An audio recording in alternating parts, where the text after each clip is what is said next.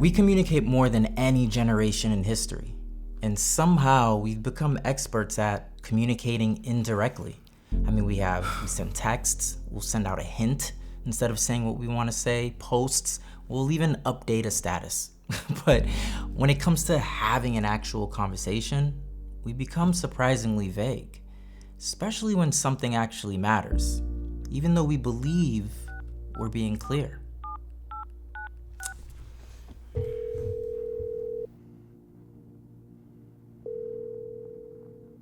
Hey, what's going on, man?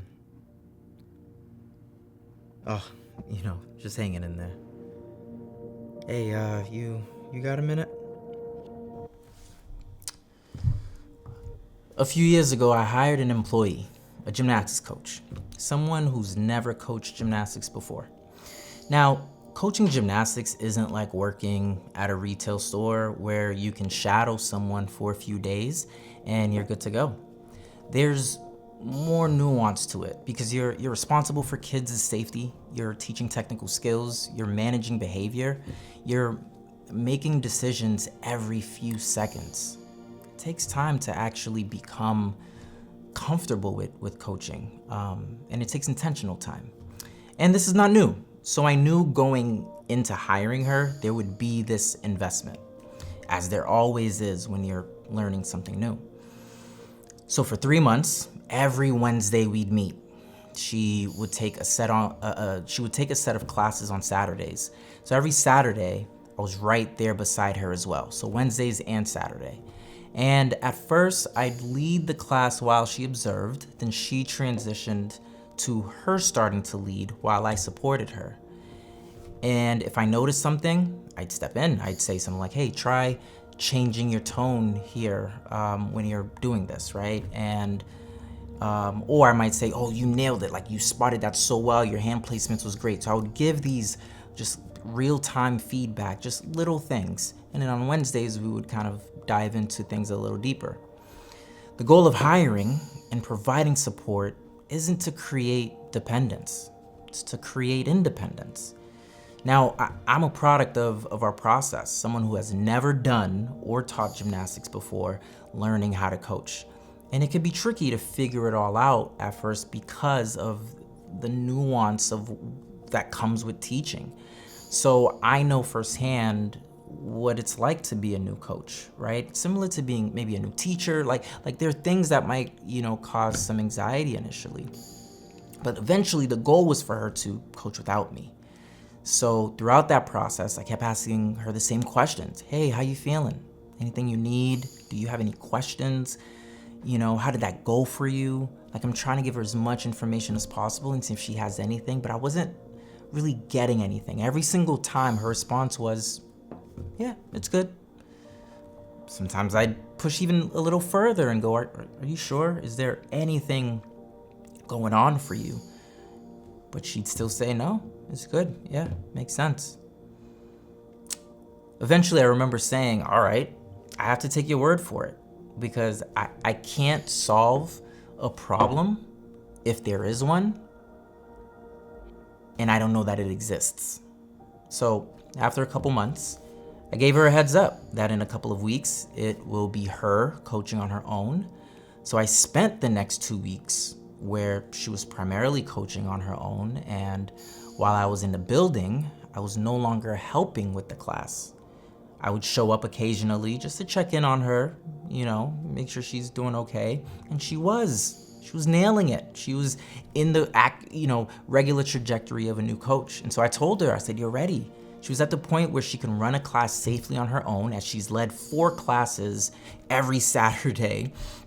She was teaching pretty well, and she just had to work on developing herself as a coach, putting in reps on different methods for managing kids, planning for a class, etc. All things we went over and go over.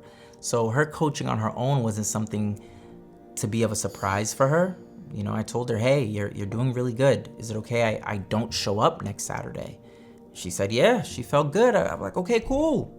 So I stepped away. The first Saturday went by. I followed up with her. How's things? She said, good. All right, cool. I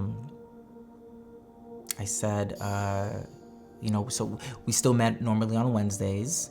And then the second Saturday happened. And after the second Saturday, literally at the end of her shift that day, I got a text. And she says she's resigning. She said she felt stressed. She felt alone. She didn't know what she was doing. And I remember just staring at my phone thinking, did we just experience the same 3 months? Because from my perspective, I'd spend every week trying to make sure she wouldn't feel alone. Then I found out something else. Before she sent me that message to resign, she talked to another coach. And that other coach, she told the other coach that she didn't feel supported.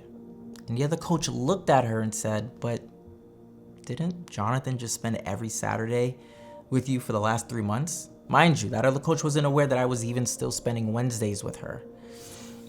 So that stuck with me because it made me realize I don't think either of us defined support in the same way. We don't define it the same way, right? To me, support meant showing up for her, teaching her, giving feedback, weekly trainings, answering questions, helping her plan, and then, gradually stepping back so she can take over and grow. But maybe to her, support meant something completely different. Maybe it meant never feeling like she was on her own. Maybe deep down for her, it meant never actually truly being on her own. Because part of being on your own means those kids, those students are now your responsibility. And I can see how that might have caused a degree of anxiety for her. And maybe she didn't realize that she'd feel that way until it happened, right? Maybe support to her meant that she would need to feel 100% ready and felt like she had a handle on all the different methods, all of the things that she would coach before actually stepping into this new journey, which takes years to develop. I've been at this for 15 plus years and I'm still learning things to look out for. And that's coupled with just experiencing and also intentional time set aside to read about my profession, whether that's kids, on the sport, or whatever that is, right? Maybe support meant, I don't know. I don't know. I'll never know. Because she says, I never got the support I needed. And it sounds direct, and people think they're being specific when they say something like that, but they're not, right? You ever hear someone go, I want to feel appreciated.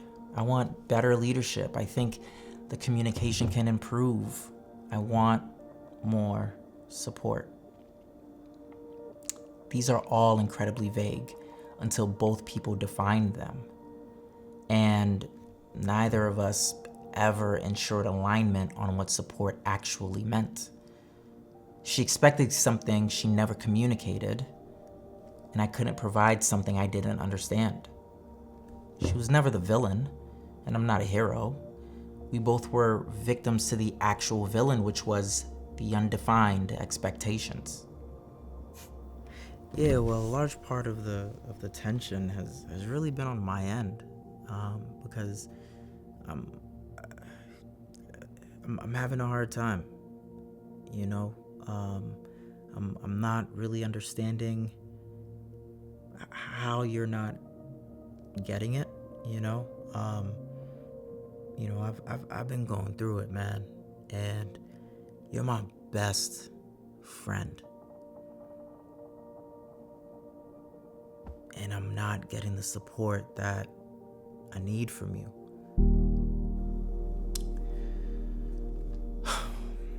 So what do you do about this? Well, I could easily say, just to communicate more. But that's not it. The answer is to communicate more specifically. Be specific. Looking back, I could have encouraged her to replace those vague terms to more observable actions, right? I could have asked her something like, hey, outside of our training, what would make you leave work each day thinking, I felt supported today? That in itself probably could have ensured a better experience for the both of us. Trying to pull out specific answers from the other is key. Because if I ask 10 people what feeling appreciated means, do you think I'd get the same answer? Probably not. Because one person might feel appreciated through thoughtful gifts or expensive gifts. Someone else through quality time. Someone else probably just likes being acknowledged for what they do. Couples separate because of this. We tend to approach situations how we like to be treated versus learning about how the other person likes to be treated. So imagine spending years trying to appreciate someone, but they never actually felt appreciated by you because you were using the wrong definition of appreciation according to their needs.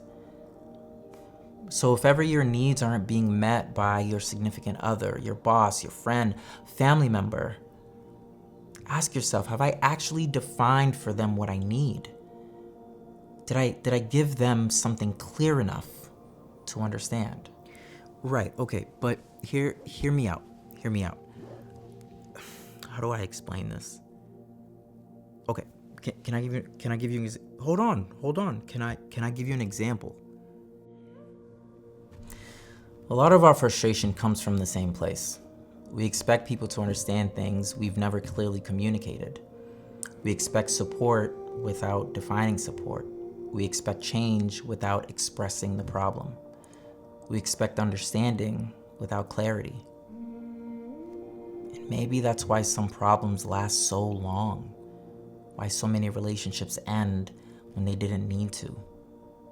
Not because nobody cares, not because nobody wants to fix them, but because the act of being very specific with what you want, with what you need, feels uncomfortable. Or maybe we don't actually know what we want or what we need, and we haven't sat to really give it some thought. Because we just want the other person to know, just want them to be a mind reader. So we tend to stick to vague. The conversation of being very specific about what you want might be the conversation that solves the problem, but only if you're willing to have it. Right, exactly. Yes. Yes. Yeah, no, honestly, I gotta say I'm sorry. Because even throughout this conversation, I wasn't as clear as before, so how could you know? Like, I was literally expecting for you to just know, and like, I